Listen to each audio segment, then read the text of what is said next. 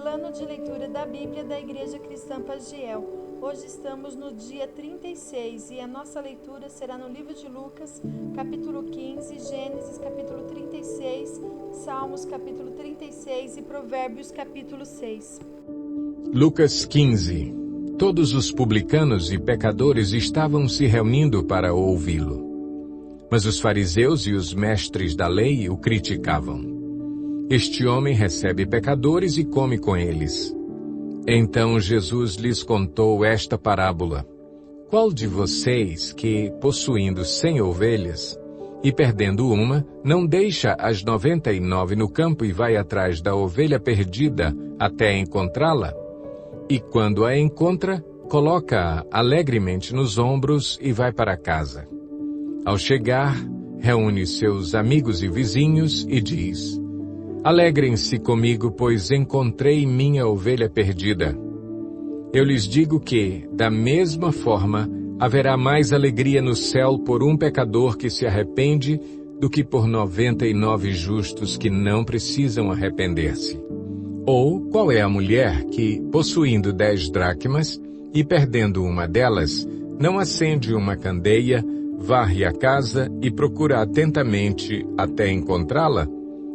Quando a encontra, reúne suas amigas e vizinhas e diz: Alegrem-se comigo, pois encontrei minha moeda perdida. Eu lhes digo que, da mesma forma, há alegria na presença dos anjos de Deus por um pecador que se arrepende. Jesus continuou: Um homem tinha 2 filhos. O mais novo disse ao seu pai: Pai, quero a minha parte da herança. Assim, ele repartiu sua propriedade entre eles. Não muito tempo depois, o filho mais novo reuniu tudo o que tinha e foi para uma região distante. E lá desperdiçou seus bens vivendo irresponsavelmente. Depois de ter gasto tudo, houve uma grande fome em toda aquela região e ele começou a passar necessidade. Por isso foi empregar-se com um dos cidadãos daquela região, que o mandou para o seu campo, a fim de cuidar de porcos. Ele desejava encher o estômago com as vagens de alfarrobeira que os porcos comiam, mas ninguém lhe dava nada. Caindo em si, ele disse: Quantos empregados de meu pai têm comida de sobra, e eu aqui morrendo de fome? Eu me porei a caminho e voltarei para meu pai e lhe direi: Pai, pequei contra o céu e contra ti. Não sou mais digno de ser chamado teu filho. Trata-me como um dos teus empregados. A seguir, levantou-se e foi para seu pai. Estando ainda longe, seu pai o viu e, cheio de compaixão, correu para seu filho e o abraçou e beijou. O filho lhe disse: Pai, pequei contra o céu e contra ti. Não sou mais digno de ser chamado teu filho. Mas o pai disse aos seus servos: Depressa, tragam a melhor roupa e vistam nele. Coloquem um anel em seu dedo e calçados em seus pés. Tragam o novilho gordo e matem-no. Vamos fazer uma festa e alegrar-nos. Pois este meu filho estava morto e voltou à vida, estava perdido e foi achado. E começaram a festejar o seu regresso. Enquanto isso, o filho mais velho estava no campo. Quando se aproximou da casa, ouviu a música e a dança. Então chamou um dos servos e perguntou-lhe o que estava acontecendo. Este lhe respondeu: Seu irmão voltou. E seu pai matou o novilho gordo, porque o recebeu de volta são e salvo. O filho mais velho encheu-se de ira e não quis entrar. Então seu pai saiu e insistiu com ele. Mas ele respondeu ao seu pai: Olha, todos esses anos tenho trabalhado como um escravo ao teu serviço e nunca desobedeci às tuas ordens. Mas tu nunca me deste nem um cabrito para eu festejar com os meus amigos. Mas quando volta para casa esse teu filho, que esbanjou os teus bens com as prostitutas, matas o novilho gordo para ele.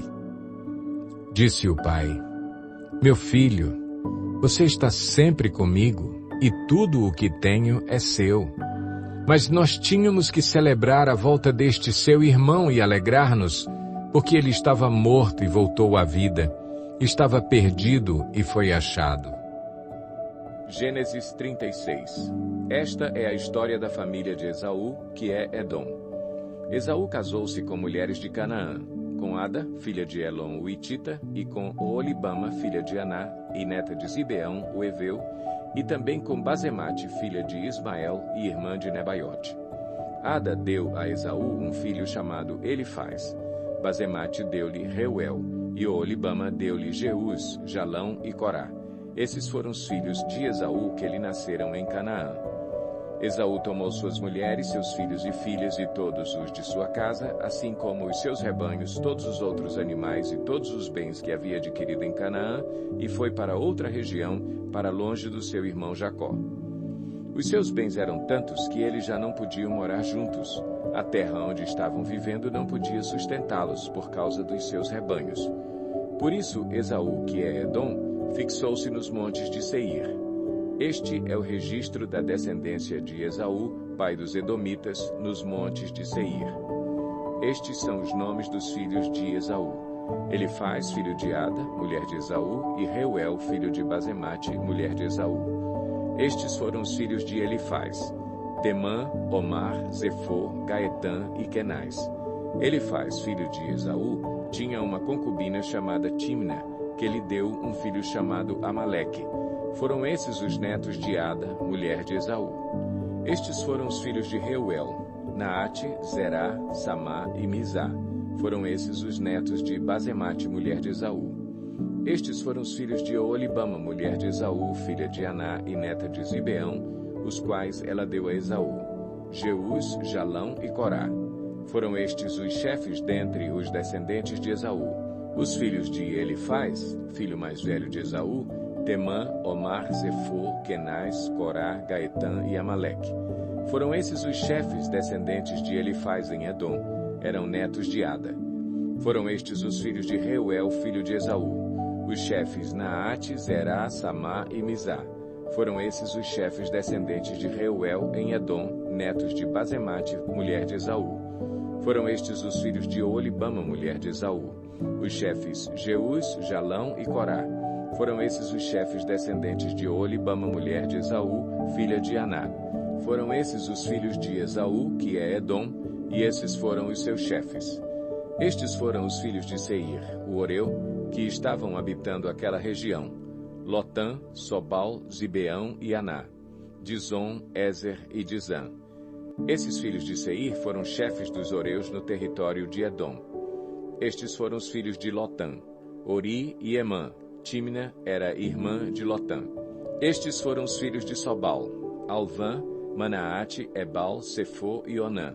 Estes foram os filhos de Zibeão: Aiá e Aná. Foi este Aná que descobriu as fontes de águas quentes no deserto, quando levava para pastar os jumentos de Zibeão, seu pai. Estes foram os filhos de Aná: Dizom e Oholibama, a filha de Aná. Estes foram os filhos de Dizom: Endã, Esbã, Itrã e Querã.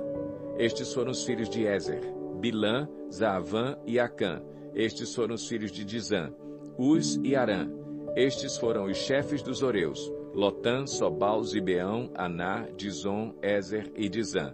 Esses foram os chefes dos Oreus de acordo com as suas divisões tribais na região de Seir. Estes foram os reis que reinaram no território de Edom antes de haver rei entre os israelitas. Belá, filho de Beor, reinou em Edom. Sua cidade chamava-se Dinabá. Quando Belá morreu, foi sucedido por Jobabe, filho de Zerá, de Bosra. Jobabe morreu e Uzã, da terra dos Temanitas, foi o seu sucessor. Uzã morreu e Hadade, filho de Bedade, que tinha derrotado os midianitas na terra de Moabe, foi o seu sucessor. Sua cidade chamava-se Avite. Hadade morreu e Samlá, de Masreca, foi o seu sucessor. Samlá morreu e Saul, de Reobote, próxima ao Eufrates, foi o seu sucessor. Saul morreu e Baal-Hanã, filho de Aqubor, foi o seu sucessor. Baal-Hanã, filho de Aqubor, morreu e Hadade foi o seu sucessor. Sua cidade chamava-se Paú e o nome de sua mulher era Meetabel, filha de Matred, neta de Mesaabe. Estes foram os chefes descendentes de Esaú, conforme os seus nomes, clãs e regiões: Timna, Alva, Getete, Olibama, Elá, Pinom, Kenaz, Temã, Mibzar, Magdiel e Irã. Foram esses os chefes de Edom, cada um deles fixou-se numa região da terra que ocuparam. Os edomitas eram descendentes de Esaú. Salmo 36. Para o mestre de música, de Davi, servo do Senhor. Há no meu íntimo um oráculo a respeito da maldade do ímpio. Aos seus olhos é inútil temer a Deus. Ele se acha tão importante que não percebe nem rejeita o seu pecado. As palavras da sua boca são maldosas e traiçoeiras. Abandonou o bom senso e não quer fazer o bem. Até na sua cama planeja maldade. Nada há de bom no caminho a que se entregou, e ele nunca rejeita o mal. O teu amor, Senhor, chega até os céus, a tua fidelidade até as nuvens. A tua justiça é firme como as altas montanhas, as tuas decisões insondáveis como o grande mar. Tu, Senhor, preservas tanto os homens quanto os animais. Como é precioso o teu amor, ó Deus! Os homens encontram refúgio à sombra das tuas asas. Eles se banqueteiam na fartura da tua casa, tu lhes dás de beber do teu rio de delícias. Pois em ti está a fonte da vida, graças à tua luz vemos a luz. Estende o teu amor aos que te conhecem, a tua justiça aos que são retos de coração. Não permitas que o arrogante me pisoteie, nem que a mão do ímpio me faça recuar. Lá estão os malfeitores caídos, lançados ao chão, incapazes de levantar-se. Provérbios 6. Meu filho, se você serviu de fiador do seu próximo, se, com um aperto de mãos, empenhou-se por um estranho e caiu na armadilha das palavras que você mesmo disse, está prisioneiro do que falou. Então, meu filho, uma vez que você caiu nas mãos do seu próximo, vá e humilhe-se, insista, incomode o seu próximo. Não se entregue ao sono, não procure descansar. Livre-se como a gazela se livra do caçador, como a ave do laço que a pode prender. Observe a formiga, preguiçoso. Reflita nos caminhos dela e seja sábio. Ela não tem nem chefe, nem supervisor, nem governante, e ainda assim armazena as suas provisões no verão e na época da colheita ajunta o seu alimento. Até quando você vai ficar deitado, preguiçoso? Quando se levantará de seu sono?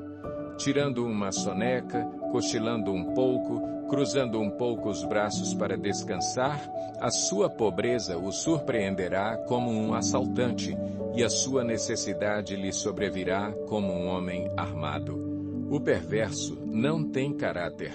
Anda de um lado para o outro, dizendo coisas maldosas. Pisca o olho, arrasta os pés e faz sinais com os dedos. Tem no coração o propósito de enganar. Planeja sempre o mal e semeia discórdia.